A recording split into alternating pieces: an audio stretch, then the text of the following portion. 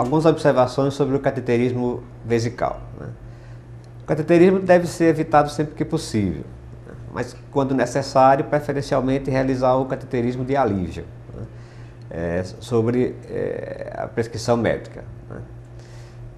Antes de pensar em cateterismo, sempre tentar realizar aquelas manobras clínicas que possam favorecer o esvaziamento da bexiga, né? Uma delas seria o barulho de água, que seria abrir uma torneira, deixar o paciente escutar o barulho da água, que ajuda no relaxamento da musculatura da bexiga. A compressa com água morna, né? Que também ajuda a relaxar a musculatura. E levar o paciente ao banheiro. Só devendo se observar o período de pós-operatório, porque algum resíduo de anestesia às vezes vai possibilitar o paciente de levantar do leito. Existem algumas modalidades de cateterismo. A primeira delas, de escolha, seria o cateterismo de alívio, né, que é feito segundo a orientação médica ou a necessidade. Outra modalidade seria o cateterismo intermitente, que seria aquele que é feito com horário pré-determinado, independente do paciente urinar ou não. E, em último caso, quando não for possível outra maneira, o cateterismo de demora com a sonda de Foley. Quando for necessário o cateterismo, deve ser realizado pelo médico ou pela enfermeira, observando-se a técnica assépticas. Orientações de enfermagem quanto à manipulação e manutenção do sistema.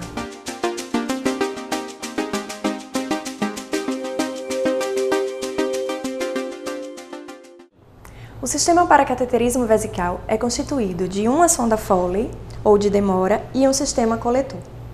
A sonda deve estar fixada na parte interna da coxa e não pode ser tracionada. A manipulação do sistema só deve ser realizada por profissional conhecedor da técnica correta. Se você não conhece a técnica correta ou sente-se inseguro, comunique ao enfermeiro. É sempre importante lembrar que a lavagem das mãos deve ser realizada antes e após a manipulação do sistema. Em hipótese alguma, o sistema deve ser desconectado. Se for detectado algum problema, como vazamento ou obstrução não resolvida por procedimento específico, todo o sistema deverá ser trocado. A bolsa coletora deve permanecer abaixo do nível da bexiga para evitar o refluxo da urina e não pode ser colocada no chão. Se a bolsa estiver fixada na grade da cama, atentar para o manuseio da mesma a fim de evitar possíveis acidentes. A bolsa deve ser esvaziada sempre que estiver cheia. Não existe um intervalo de tempo determinado para o seu esvaziamento, exceto em pacientes em balanço hídrico em intervalos regulares. Deve-se sempre utilizar luvas de procedimento.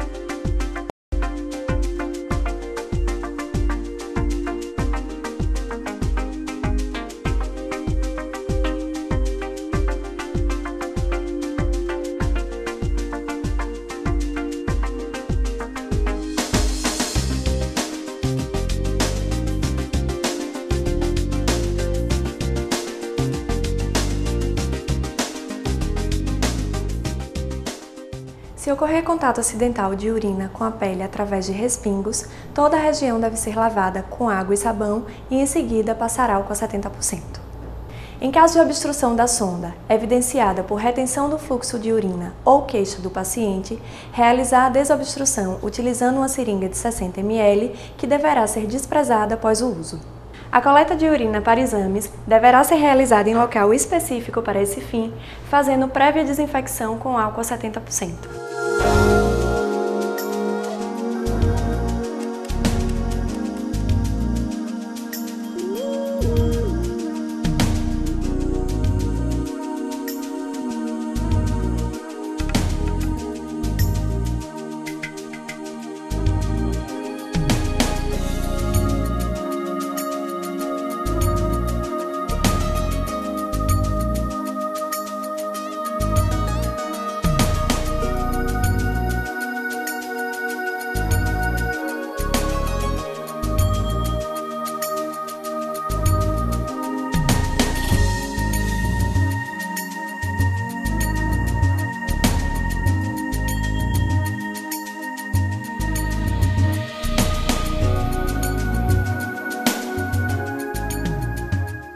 A limpeza do meato uretral deve ser realizada diariamente, 3 vezes ao dia, utilizando água e sabão.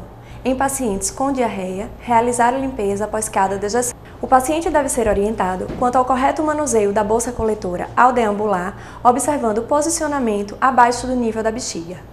Orientar também quanto à utilização do vaso sanitário e sobre a correta higiene do meato uretral e região perianal. Ao transportar o paciente, a presilha do sistema deve estar fechada e a bolsa coletora colocada sobre as pernas do paciente. Lembrar de, quando o paciente retornar para o leito, pendurar o coletor e soltar a presilha. A troca da sonda só deve ser realizada quando houver violação do sistema, sedimentos, grumos no tubo da bolsa, vazamentos ou obstrução, seguindo a orientação médica.